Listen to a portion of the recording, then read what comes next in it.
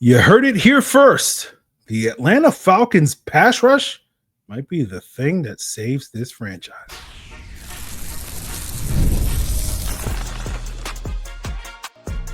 You are Locked On Falcons, your daily Atlanta Falcons podcast. Part of the Locked On Podcast Network, your team every day. Welcome back, everyone, to another illustrious episode of the Locked On Falcons podcast, your daily Atlanta Falcons podcast, part of the Locked On Podcast Network, your team every day. And today's episode is brought to you by Monarch Money. Take control of your finances with Monarch Money by using code LOCKEDONNFL at monarchmoney.com for 50% off your first year. Now, if you do not know me, I'm your very humble host, Aaron Freeman, a.k.a. Sirius Black, a.k.a. the Jolly Green Giant, a.k.a. Mr. AKA, and I've been covering the Atlanta Falcons for almost 2 decades, formerly at falcfans.com, RIP, still going strong on this illustrious podcast, almost for 9 years this Thanksgiving. As the host of Locked On Falcons, and I appreciate each and every one of you that go strong with me as everydayers. That means you make this podcast your first listen each and every day, and all you have to do to become an everydayer is subscribe or follow for free on YouTube or wherever you listen to podcasts to get the latest episode as soon as it is available. So today we are talking all about the Falcons pass rush, talking about how the outlook for it this upcoming season, as well as a long-term outlook on it. And that's going to allow us to have a discussion about all the wrong lessons we learned from the Tack McKinley debacle as we look ahead to the Falcons' future and whether or not Terry Fontenot's approach to team building, while it may help this team in the short term, may wind up dooming them in the long term. And I know on yesterday's episode, we talked about, talking about the lesser camp battles beyond the sort of starting spots in the secondary on yesterday's show. But we'll probably get more into that tomorrow because I think we'll wind up doing a final 53-man roster projection ahead of training camp. So we'll have an opportunity to talk about some of those lesser camp battles. But before we get into the conversation about the pass rush, this is a perfect opportunity for me to plug the most recent 2-hour film breakdown I did of the Jets defense for the Locked On Falcons Insiders. And you can become a Locked On Falcons Insider by joining at the link in the description below at joinsubtext.com/LockedOnFalcons. It's 14-day free trial, then $4.99 a month. And we spent about an hour of that 2-hour breakdown looking at the Jets pass rush and all the ways that the scheme is going to enhance that Jets pass rusher. And that will allow for those of you that are not just audio listeners checking us out on the podcast, but want that sort of visual element of being able to look at the film. That's a great opportunity for you guys to do that. And so we're going to do our best on today's episode for you audio listeners, as well as those of you watching on YouTube, to kind of summarize that hour-long breakdown in the next 5 or 10 minutes. But if you want to go in a deeper dive, become a Locked On Falcons Insider. And again, you can check that out right now for free at the link in the description below. But one of the main things I talked about for about 20 minutes of that hour when we focused on the film in that breakdown, and I had a Locked On Falcons Insider recently say, hey, Aaron, I think this is my favorite breakdown that you've done all year long. So again, a ringing endorsement there at the link in the description below. But one of the things we focus on was in obvious passing situations, this 4-3 wide 9 defense's desire to use overload or split fronts. An overload front is when they have a 4-man front, but it's a 3-by-1 where they have one guy singled up on one side, and that helps create a one-on-one for that one single guy upside. And then the split front is when you have a 4-man front, and it's a sort of a 2-by-2, and often you have the 2 edges in a wide 9, and you have the 2 D tackles in a 3 technique, and it allows you to kind of get one-on-ones for all 4 of those guys. And one of the things that the Jets would often do is put a linebacker that was often Quincy Williams, but for the Falcons, that's potentially going to be Kay Nellis. That's potentially going to be Jalon Walker. Put one of those linebackers mugged up in the A or B gap, depending on the front, right? In the overload front, that's often the B gap, and that's going to help create one-on-ones, not only for the 4 pass rushers on the line of scrimmage, but that 5th linebacker as well. And then for the split fronts, you put that linebacker over the center, and you get, again, a 5-on-5 sort of situation. And not only do the overload and split fronts create these one-on-ones for the individuals, that if those guys can take advantage, obviously it will result in positive pass rushes, but you can also do other things like twists and stunts and run games and whatnot. And we know several players on this Falcons front are really good at that in terms of that's the big question. Will they be able to win their one-on-ones? We'll have to sort of see. But guys like Arnold Ebiketie, Leonard Floyd, James Pearce have had a lot of recent success running stunts in, the 2024 season, whether that's in Tennessee, San Francisco, or here in Atlanta. And so the key for the Falcons pass rush and how good this pass rush is going to be, and potentially how good this defense is going to be, and how high the ceiling is for this defense is going to be determined by how consistently guys can win their one-on-ones. For the Jets last year, the two most reliable guys that could win their one-on-ones were Will McDonald and Quinnen Williams, right? And I think because in the previous years in 22 and 23, when that Jets defense was better, they had more guys that could win their one-on-ones. And I think going from 4+ to 2 this past year was a big reason for why that Jets defense fell off, right? In 2022, they were top 6, I think, in DVOA. 2023, they were 3rd. And then 2024, this past year, they fell all the way to 20th because in those previous years, they had guys like Jermaine Johnson, Bryce Huff, John Franklin Myers, Carl Lawson that were able to win more of those one-on-ones in addition to guys like Will McDonald and Quinnen Williams. And so when we ask the question of how many Falcons players are going to win their one-on-ones, you have a lot of possibilities, right? The potential is there. James Pearce, Jalon Walker, Arnold Ebiketie, Caden Ellis. I think those are the 4 guys that you're putting the most bets on. The question is going to be how much is left in the tank of David Onyemata, Leonard Floyd at this point in time. But I think when I look at those 3 veterans based off of their most recent season, to me, the guy that seems to have the most in the tank is Morgan Fox in terms of that guy that I trust to win their one-on-ones relative to David Onyemata and Leonard Floyd, what they put on film last year. And then, of course, you have the young, up-and-coming, unproven guys, Zach Harrison, Rook Aurora, Brandon Dorlus, Braylon Trice.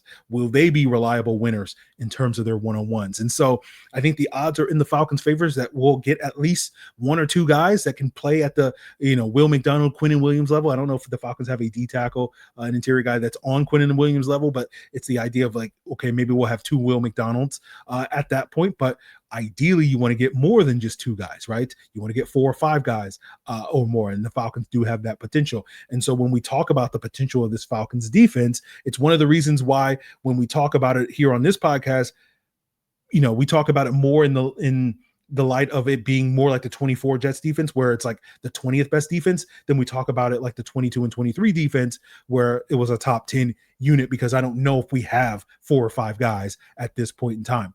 But as we've discussed a number of times on this podcast, we're not going to complain about a 20th best defense here in Atlanta, right? That may be disappointing to the New York Jets, but that's a great success for the Atlanta Falcons, relatively speaking, especially when you look at them being 29th in DVOA on defense last season. 20th would be a massive improvement for this team. And you couple that with the hopes and potential that they're going to have a top 5 or 10 offense, that should be more than good enough to get this team in the position where they want to be at the end of the season with a chance to make the playoffs. And so in addition to pumping Penix, you've heard me talk about Arnold Ebiketie this year and hype him up. And I think he's one of the safer bets to be one of those 1 or 2 guys, right? You go back and look at that Minnesota game late last year where he got many opportunities against Brian O'Neill, the Vikings right tackle, Pitt legend, one of the best pass protecting right tackles in football. And he lined up in a wide 9 and was able to beat him a number of times. We've talked before about James Pearce's ability to really be enhanced, his speed being enhanced by this wide 9 scheme, right? He's one of those guys that can he hit the ground running, right? Will McDonald and Jermaine Johnson didn't quite hit. They were productive on limited basis as rookies, but they didn't really take off to their year 2. The Falcons have stated several times that they're very confident and optimistic that they'll be able to get year 2 production that we saw from Jermaine Johnson and Will McDonald in year 1 from James Pearce, as well as Jalon Walker. You've heard me talk about my confidence that Jalon Walker, in terms of winning his one-on-ones, when he's that stand-up rusher in the A or B gap going up against centers and guards, I feel like Jalon Walker has an advantage in those situations, a la Caden Ellis, right? More confidence in his ability to win in those situations than he does on the edge. The question is going to be, similar to Caden Ellis, how many opportunities is he going to get to rush from that position on a weekly basis? He's going to get far more opportunities as an edge rusher. And so it's going to be an interesting dynamic as we watch Jalon Walker's development. And then when we're looking at the other guys, in terms of the up-and-coming guys, the unproven guys, to me, Zach Harrison is the more intriguing of that group, just because I think using his length and power, rushing on the interior with all the speed that the Falcons are potentially bringing off the edge, you can have Zach Harrison using that bull rush and that power to collapse the interior of the offensive line. And that's a good complementary piece. So when we look at some of these pieces, we get a little excited about, hey, maybe this Falcons pass rush is starting to come together. So we'll see how it all shakes out, but I think there's absolutely reasons to be optimistic. How optimistic, we will have to see how it plays out. But, Optimism with the Falcons pass rush has been rare over the last decade. And some of the reasons you would argue it hasn't been particularly hitting is because 8 years ago, the Falcons decided to draft Tack McKinley over TJ Watt. That proved to be a mistake. But I want to talk more about what has been, to me, the bigger downfall of the Falcons pass rush over the last 8 years. It wasn't that decision. It was the subsequent mistakes that the Falcons made when it came to their pass rush. And we'll break that down as we continue today's Locked On Falcons. So have you ever wished that managing your money was a little bit easier? And with Monarch Money, it can be. Whether you're growing your savings or planning on a big purchase, Monarch Money puts you in the driver's seat. It's like having your personal CFO, giving you full visibility and control over your finances. Monarch Money is more than a budgeting app. It's a complete financial command center where you can track all your accounts, investments, and spending in one place. So in addition to managing your money, you're also building wealth. Locked On has been very good for me over these years, but I want to be in a better position financially moving forward. I want to do a better job spending, maintaining and building budgets and sticking to those budgets. And Monarch Money is another tool that's going to help me reach my financial goals. And so it can help you reach your financial goals. And so take control of your finances with Monarch Money by using code LOCKEDONNFL at monarchmoney.com, and you'll get 50% off your first year. That's monarchmoney.com, code LOCKEDONNFL for half off your first year. And, we like to pump a lot of Penix here on this podcast, and Viagra and Cialis are two things that we can use to do so. But if you're looking for something beyond the usual pill, it's time to meet Rugiet Ready. Rugiet Ready is a next-gen prescription treatment designed to amplify arousal in the brain and boost blood flow. And unlike the usual pills that can take hours, Rugiet's 3-in-1 formula dissolves under your tongue and kicks in fast, on average in just 15 minutes. And the effects can last up to 36 hours, so you can stay confident and in control when the moment is right. So get your pump on by heading to rugiet.com/LockedOnNFL and use code LockedOnNFL for 15% off today. That's rugiet.com/LockedOnNFL and use promo code LockedOnNFL for 15% off. Individual results may vary with prescription treatment. Compounded drugs are permitted to be prescribed under federal law, but are not FDA approved and do not undergo FDA safety, effectiveness, and manufacturing review. Please visit Rugiet's website for full safety information. So let's talk about Tack McKinley versus TJ Watt. And the reason why we're talking about this is because TJ Watt just basically got paid again, third contract for him. And anytime something happens with TJ Watt, Falcons fans and media always get in their feelings about, the decision to pass on him in the 2017 draft. And they always look back and they always say, oh, it was so obvious that TJ Watt was going to be better than Tack McKinley. But that's really a hindsight-based analysis. At the time, most people thought Tack McKinley was going to be a better prospect. You go back and look at the consensus draft boards in 2017, Tack was 26, TJ Watt was 38. And I'll be forthcoming.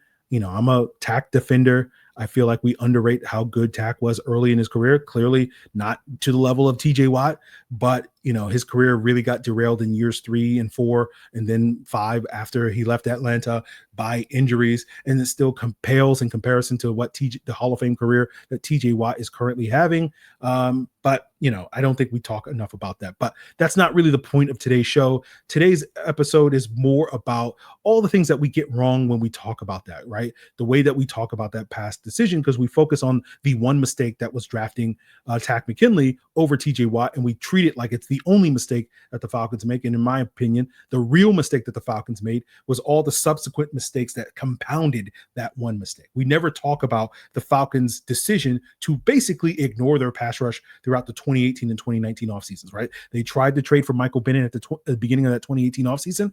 That trade fell through. He went to Philadelphia, and essentially the Falcons did nothing else to address their pass rush for the next 2 years. And then they realized the error of their ways. They overcorrected in 2020. They gave out Dante Fowler up until the Kirk Cousins contract, the most expensive free agent contract this team has ever signed. But no one ever talks about how terrible signing that was relative to some of the other bad decisions that the Falcons have made in free agency. They drafted Marlon Davidson. That didn't work out in large part due to injuries. And they kind of were like, okay, well, we got Fowler and Davidson. We solved our fat pass rush problem. And it wasn't the case. And that led to that general manager and Thomas Dimitroff getting fired. And now Terry Fontenot has taken over in the year since.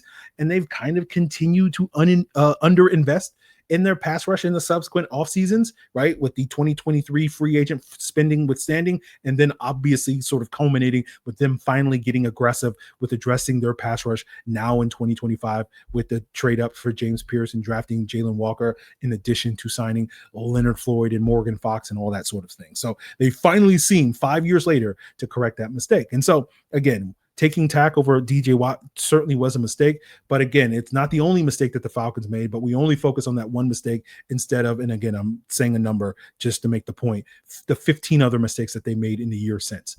And right, part of that, I think, is because people just refuse to acknowledge that the draft is a crapshoot, that your ability to hit on draft picks like a TJ Watt is much more luck than skill, but we always frame it as skill. And I think the Falcons, powers that be in Atlanta always kind of amplify this issue because they always talk about their ability to draft like it's a skill. Terry has conversations about we have conviction, and Thomas Dimitroff was no different. Although to TD's credit, the Falcons were better than your average NFL team at the time in terms of drafting players. But even as good as they were, it still led to problems, and they often compounded those mistakes like they did in those years, and it took them multiple years to solve problems. And so I bring that up because I look ahead to what successful organizations do that have a sustainable long-term success. I bring up a team like the Eagles. I bring up teams like the Ravens. And the reason why this comes up, because while I'm thinking about all these things with Takk McKinley and TJ Watt, I was listening to the Athletic Football Show recently to catch up on some episodes, and they did, I think, an episode on Friday talking about pivot points in recent history. They talked about what if the Saints had drafted Mahomes instead of the Chiefs in 2017. They also brought up if the Eagles, instead of drafting Jalen Reagor in round 1 in 2020, they had drafted Justin Jefferson, and how that would impact both Minnesota and Philadelphia's subsequent futures. But I thought it was worth noting that they also mentioned that the Eagles were able to course correct after whiffing on the Justin Jefferson pick the following year, drafting Devontae Smith, and then the following year trading for A.J. Brown. And so the Eagles did not get complacent. They did not rest on their laurels. They did not double down on the Jalen Reagor selection like the Falcons did when they doubled down on the Vic Beasley and Tack McKinley and Grady Jarrett selections in those previous years by ignoring their pass rush in 2018, 2019, and whatnot. And so it's easy to focus on Philadelphia's hits in the draft and all the reasons why, the Quinyon Mitchells and the Cooper DeJeans and the Jalen Carters, are part of their success. But, they do miss from time to time. And, that's just one example. The Reagor is one example of a course correction, but you think about Andre Dillard and Jordan Mailata, Derek Barnett, and Josh Sweat are other examples of when the Eagles have successfully course corrected after whiffing on some of their draft picks. And then you talk about the Ravens. I've talked about this countless times on the podcast over the years. You go back to that 2012 draft as a prime example of course correction, and they draft Courtney Upshaw with their top selection to be Terrell Suggs' running mate as that pass rush. They realize after one season, I don't know if this Courtney Upshaw pick is going to work. So they pivot off of that and course correct by signing Elvis Dumervil.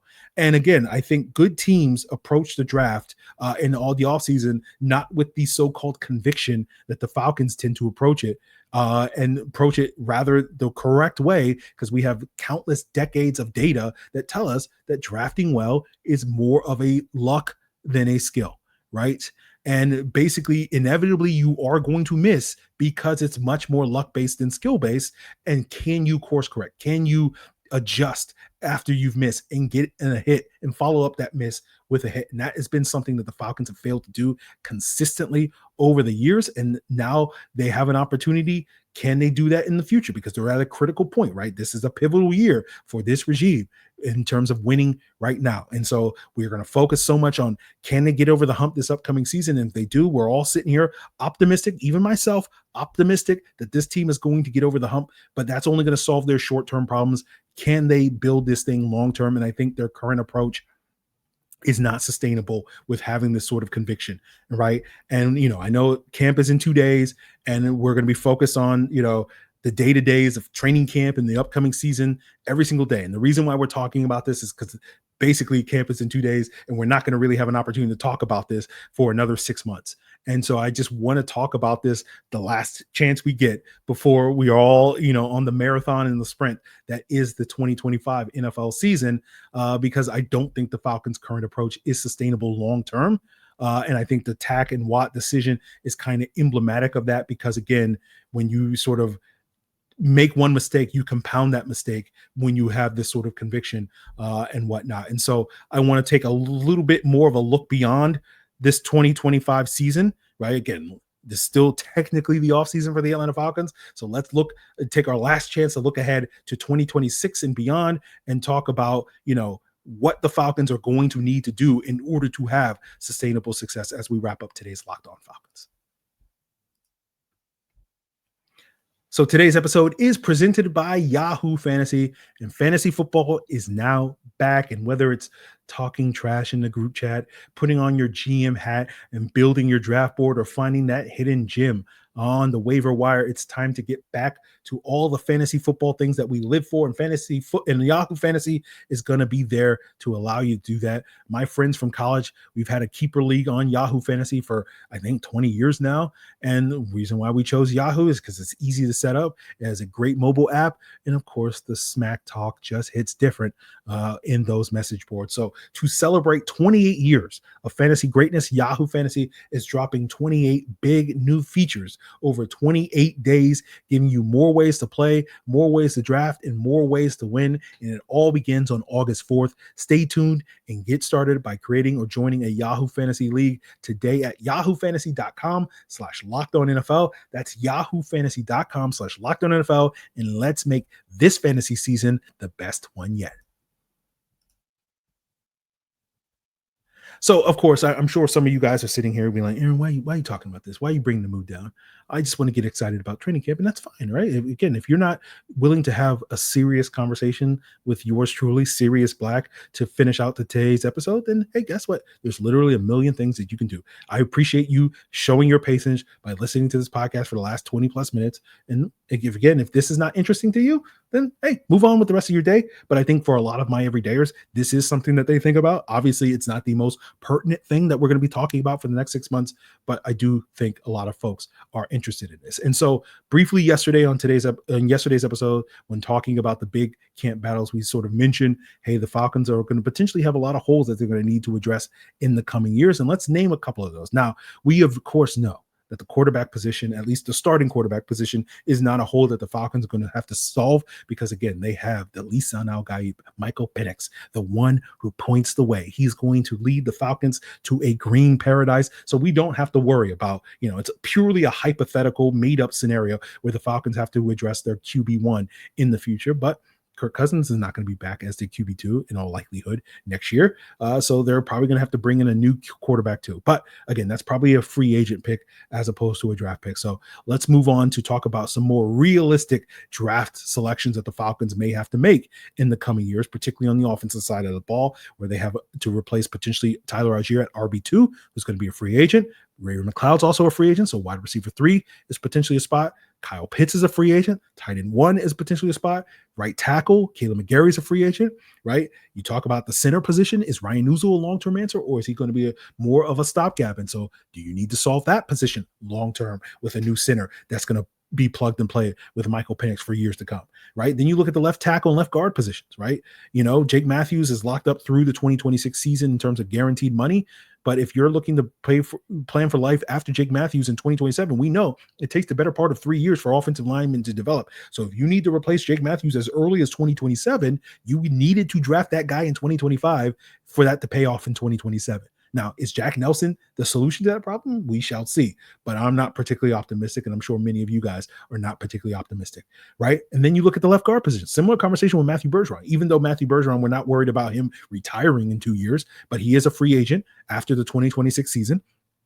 And again, are you going to be able to re-sign him? Even if you're optimistic that Matthew Bergeron is going to be the long-term answer at the guard position, and develop into a bona fide starter and long-term option, the price tag for Matthew Bergeron is going to be really, really high, right? By the time he hits free agency, it's going to be like $20 million a year. Are you going to be able to pay that? Is he going to price himself out like Drew Dalman did? Or is he going to be worth $20 million a year at that point in time? And if the answer is no, then maybe you have to start playing for that life after Matthew Bergeron sooner versus later in a similar way as we're talking about Jake Matthews. So when we look at the running back position, wide receiver, tight end, right tackle, center, right? And left tackle, we're looking about 6 potential starters that the Falcons are going to need to have to draft over the next offseason or two, or starting caliber players. I know RB2 is not technically a starter, but close to 6 potential starters that the Falcons are going to need to have to add over the next 2 off seasons in order to reload this offense. And then when you look at the defense, right? And again, we're going to be extremely generous, assuming that a lot of the investments that the Falcons have already made in their defense the last few drafts are going to really pay off, whether it's Walker, Pearce, Trice, Rook, Dorless, Harrison. But those are just 6 guys. You need 8 guys in your defensive line rotation. So you're probably looking at adding another 2 pieces. Again, maybe they're not premium draft picks. Maybe they're mid-round draft picks, but you're going to potentially have to plug in D tackle to shore up and replace guys like David Onyemata and Morgan Fox. Maybe you re-sign Arnold Ebiketie or whatnot, but you potentially need another edge rusher in the mix. And so that's 2 more pieces in addition to the 6. So now we're at 8. Then you look at linebacker. Kay Nellis is a free agent. Is Divine Diablo a long-term solution at linebacker? So you're probably going to need at least 1 starting linebacker that you're going to need to add over the next couple of years, right? And then you look at the cornerback position. You're probably okay at safety with Jesse Bates and Xavier Watts, especially if you are optimistic that the Falcons are going to be able to extend Jesse Bates after this upcoming season. So you probably don't have to worry about that. But you're probably not thinking about Mike Hughes being a long-term solution at the outside cornerback spot. And I know a lot of people are assuming that Billy Bowman is going to be a long-term solution at the nickel cornerback position. I've been skeptical because you just look around the rest of the NFL, and even when you have a Budda Baker or you have a Brian Branch that are really good safeties that are also really good nickel cornerbacks, all of those teams made the decision of, what's better than a safety covering wide receivers, a cornerback covering wide receivers, because I don't know, it's crazy thought, cornerbacks are better at doing cornerback things. But again, maybe Billy Bowman has been playing out of position for the last 4 years as a safety, and he's actually been a great cornerback this entire time. So let's be optimistic for once on this podcast and just assume, we don't have to worry about the nickel cornerback position. So, the 6 players on the offense, 2 D linemen, a linebacker, and at least 1 corner to solve the Falcons. You got 10 holes that you potentially need to fill in the coming year or 2. And that number could raise depending on the success. But again, we're assuming the Falcons are going to be solid this upcoming season. And so, based off of Terry Fontenot's sort of conviction, right, he's going to believe that, hey, we need to hit 10. We need to get 10 hits. We're going to take 10 swings and we're going to go 10 for 10. Now, in the NFL, to get 10 hits, you're going to need to take at least 20 swings, right? Now, that's being extremely generous. That basically means, as far as the draft goes, that basically means you're the greatest drafting team in the history of sports. In reality, to get 10 hits in the NFL draft, you're probably going to need to take like 30, 35 or more swings in order to get 10 hits. Now, meanwhile, the Falcons only have 5 draft picks next year. They have limited cap space. And the reason why these draft picks are going to be so premium, again, because once they start handing out these big contracts to Drake London and Bijan Robinson and Michael Penix, etc., in the future, because again, we all know that all of these players are going to be hits and be home runs, that they're going to deserve premium contracts. It's no different than what the Falcons experienced in 2017 and beyond under Thomas Dimitroff. But unfortunately, when the Falcons started paying guys, they weren't able to couple that with good drafting in those years to sustain that success once they were, up against it from a salary cap standpoint. And that future is on the horizon for the Falcons. And so to me, this, let's have conviction. Let's be aggressive. Let's trade up in the draft. That worked for the Saints for Terry Fontenot when he was there. I don't think that's going to work for the Atlanta Falcons. The reason why it worked for the Saints is because they had Drew Brees and Sean Payton. Right? They had a very high floor. They were averaging 10 wins a season during those 15 years when those guys were working together because they had elite quarterback play and they had stable offensive play calling from Sean Payton. Right? And as we know, team success is primarily driven by offensive success, right? And so that gave those Saints teams a very high floor. And so they could be aggressive in the draft, looking for the home run swings, because if they knew their floor was going to be 10 wins, they're trying to take the big swings that is going to raise their ceiling so that they can win Super Bowls. The Falcons are not going to have that luxury, even if Michael Penix is a home run of a draft pick, right? Because we saw this with Matt Ryan, with the defensive coaches, you couldn't sustain consistent offensive success every single year, because when you did have that offensive success, that offensive coordinator will get hired to be a head coach somewhere. And we know that the appetite for offensive-minded coaches has only increased in 2025 and beyond than it was in 2008 and 2012 and whatnot. And so that's why the Falcons' floor during the Matt Ryan era was much closer to an 8-win team. Now, the way that the Falcons, with their current model, with a defensive-minded coach like Raheem Morris, they can borrow a page from the Pittsburgh Steelers, like what Mike Tomlin was in Pittsburgh when they had that home run of a quarterback in Ben Roethlisberger. And that was a team that had consistent 10-win seasons year after year after year in those, 15 years that Ben Roethlisberger was there. And how were they able to achieve that? Good offensive play, spearheaded by a high-level quarterback. We're going to get that with Michael Penix because, again, he is the Lisan Al-Gaib. But they also did that with consistently top 10 defenses. And that was the thing that raised that team's floor for year after year. Now, the question is going to be, how close are the Falcons for the top 10 defense? I just did an exercise that seemed to suggest that they're 4 pieces away. That's probably being extremely generous because that's assuming that pretty much every investment that the Falcons have made on the defense this past year, as well as the previous year and the previous year before that, are going to be hits. And we know that that's probably not going to be true. So instead of being 4 pieces away from a top 10 defense, they're probably more likely to be 7 or 8 pieces away from a top 10 defense. And even that may be a little bit generous to the Atlanta Falcons. So that's going to be the challenge for this team. Now, again, them walking away from this season feeling great about their pass rush, whether we're talking about Arnold Ebiketie, James Pearce, or Jalon Walker, as well as the other players, is going to go a long way to helping this team achieve that floor, being a top 10 defense long term. But I hope the Falcons do not rest on their laurels as they did with Takk McKinley, so that when Takk McKinley and the injuries hit and the bottom fell out for the Falcons and Takk McKinley in 2020, it really fell out for the team because they spent 2018, 2019, and, to a lesser extent, 2020, kind of ignoring their problems on the pass rush. They did not set the foundation when we talk about floors and whatnot. And so the bottom truly fell out for that team. And hopefully the Falcons will not have that problem. So again, I think all of these things are relevant to the long-term outlook. Obviously, for the next 5 to 6 months, we're going to spend a lot of time talking about, the day-to-day, the weekly conversations. Is the Falcons pass rush there? What is there?